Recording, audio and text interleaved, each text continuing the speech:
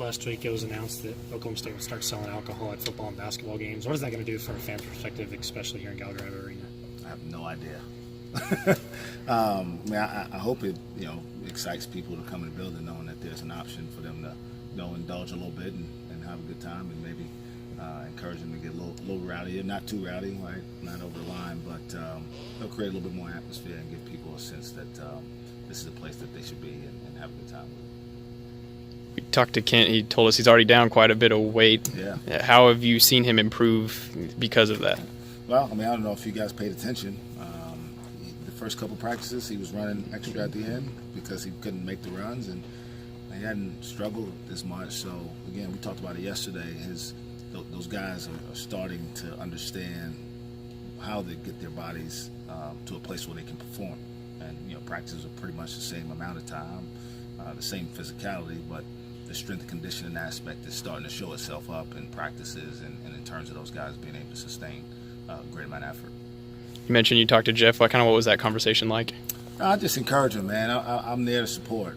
I don't meddle. I don't get into trying to tell guys what decisions they should make, but just continue to offer him support like I would anybody else. He's a special kid. He gave us a lot of great memories, and he'll always be a Cowboy. But I'm excited about the opportunity that he has to fulfill his dream and make an NBA roster. Is that kind of cool? You're now a head coach of a guy who's kind of on the fringe of the NBA. Yeah. It'd be even cooler if he ultimately makes it and sticks with the team through the year. But it's just a matter of time for a guy like him. I mean, he's right there. This may be the opportunity that presents itself, but if not, then you just got to find that right scenario, circumstance where a team understands the value he brings, which is he's a tremendous competitor. He's a great teammate. He's a guy that obviously can make shots, and for his size, he's a really good rebounder. So he's got a lot of intangible things that can be a benefit to a team, and hopefully the Lakers are a team that wants him. Sometimes freshmen can come in here and not be as vocal, not be as boisterous on the court.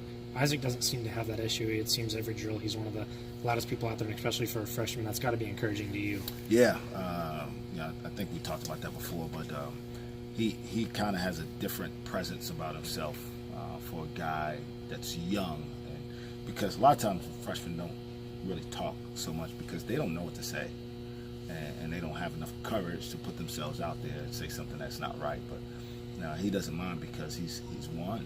He's been around winning, and he knows what it takes to have success. So even though he doesn't know everything, he does know effort. He does know how to understand and learn things quickly, and because of that, he's already commanded a lot of respect from his teammates.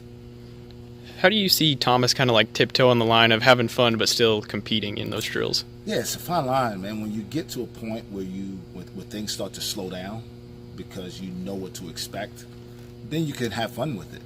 It's before that, everything, like you can see it in some of our freshmen, Mo and Yor, like everything's really hard. And in their minds, they can't really enjoy it as much. But they'll also get to a point where they know what to expect. They know how to get through practice, and they can enjoy it a little bit more. I'm not saying it's not fun for them, but they're not trying to have fun. They're just trying to do it right now. And once you get to a point where you feel comfortable with what we expect and how to go about your work, then you can really enjoy it, and things seem to go a little bit better for you. You mentioned you already had the wrap on today. Is it kind of a hurt, not injured kind of deal? Yeah, it's a young injury, is what I call it. Those guys break their fingernails, or they bump their elbows or something, and it's like,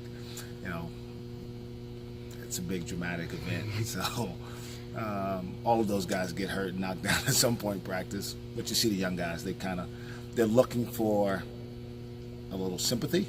I don't have any for them right now.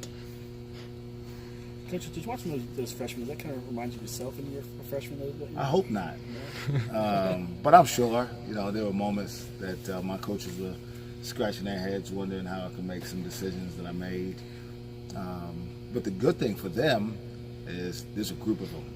So when they go in the locker room, they can cry on each other's shoulders. Because the older guys don't feel bad for it because they've been through it already. And the coaches obviously know that it's just a matter of time for them to get through that. But I'm sure at some point as a freshman in college I went through that as well. That older group now, 6 practices in, how have you kind of seen their different leadership styles grow? Well, again, it's more about how they're helping the young guys come along. They've been through it 2 years now, most of them, and so you can come back and practice. Luke, when you get off the treadmill, it's not time to stand over there and catch your breath for 10 minutes. It's get back in practice and let's figure it out. And those are the things that those guys can reemphasize without the coaches having to necessarily tell them everything. And it's a great asset for us because now we can really just continue to teach our concepts and get those guys accustomed to what we expect.